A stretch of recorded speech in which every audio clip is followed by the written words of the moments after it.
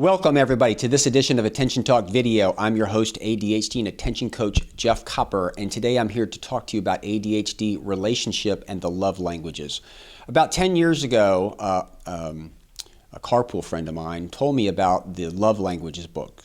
Explained that basically the book is about how people in relationships have a love language, and there's 5 of them.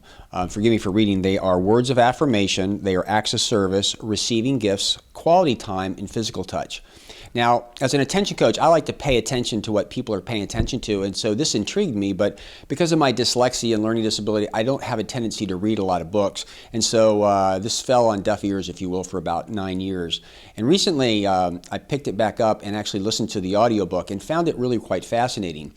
And when it comes to relationships and working with people with ADHD, we've had some frank conversations about does he know or does she know what their love language is, and do they know what their partner's love language is?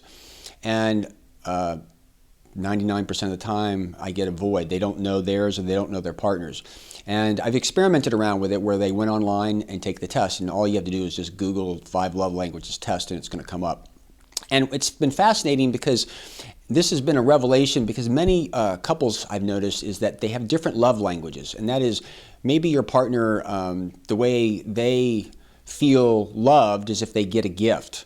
I'll tell you honestly, that's probably one of my weakest. I'd like to give gifts, but it doesn't occur to me, whereas like acts of service or affirmation or different types of things would.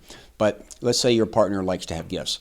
Let's say that the ADHD person is really more into touch. That's always not just necessarily intimate, but just holding hands or hugging. In this situation, many of those with ADHD are not really realizing, or they're not tuned into their partner by understanding what their love language is. They think that they are showing love or caring for their partner in such a way that's typically their language, and their partner is saying, I'm not feeling loved, because the person with ADHD is not listening to it. I did an interview with Melissa Orlov in great detail on this on Attention Talk Radio, and I would encourage you to go listen to that for more in-depth detail. But real simply, one of the things that I would like to point out is that the love languages have different dialects within them, but if you go listen and read the book, it's really kind of fascinating. What I really want to do, though, in this video is what I've described to you in terms of love languages is out there. Those with ADHD have a tendency to struggle with self-regulation and sometimes awareness of themselves and awareness of others. So I think that this test is a really good tool to help those with ADHD become aware of what their love language is and understand what their partner is, so that they can begin to speak in those terms. Now, that said, I want to tell a story. When it comes to ADHD and the relationship, I'm a big fan of Melissa Orlov and some of the programs that she goes through, but managing the love language is a little bit different for those with ADHD because of the different brain wiring. So I'm going to tell a true story. There was an individual I was coaching one time. It became very evident that in order for him to relax, he needed to be moving. His wife, to relax, was to sit down and not move. In the coaching process, we began to realize this, and this particular gentleman knew that his wife's love language was quality time. So once we began to realize is that he's not comfortable or he's not relaxed unless he's moving, we put together this great idea. We were so happy with ourselves. He put a bar stool in front of his exercise bike, and that night when his wife came home, he walked in, put her on the bar stool, and gave her a glass of wine, and then he immediately crawled on the exercise bike and started to ride. His wife looked at him kind of strange and said, "What's going on?" He said, "I'd like to have a conversation with you. I want to spend some quality time."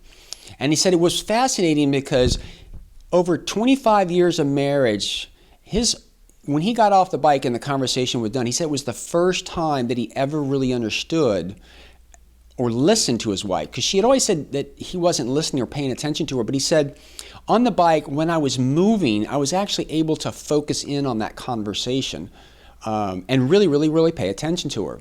She was a little taken back by it because she didn't understand what was going on.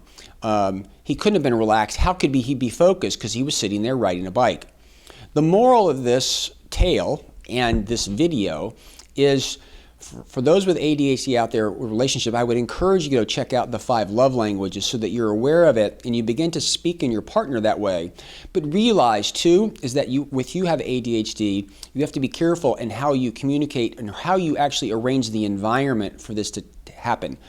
The example I just gave you is really pretty simple, is in order for this individual to spend quality time with his wife, who liked to relax when that was happening, in order for him to relax, he needed to be moving. So they built the environment around it so that he could move and she could sit still and thereby connect.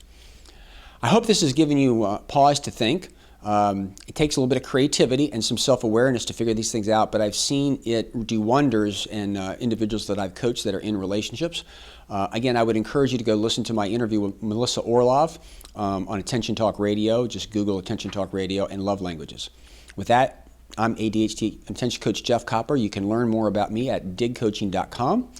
We really would appreciate if you guys would leave some comments on this video if you like it, if it makes some sense, if you had an experience with what I said. And also subscribe to our channel. We always like to grow, and we release a tip on ADHD every week. With that, we hope you've enjoyed this video. Take care.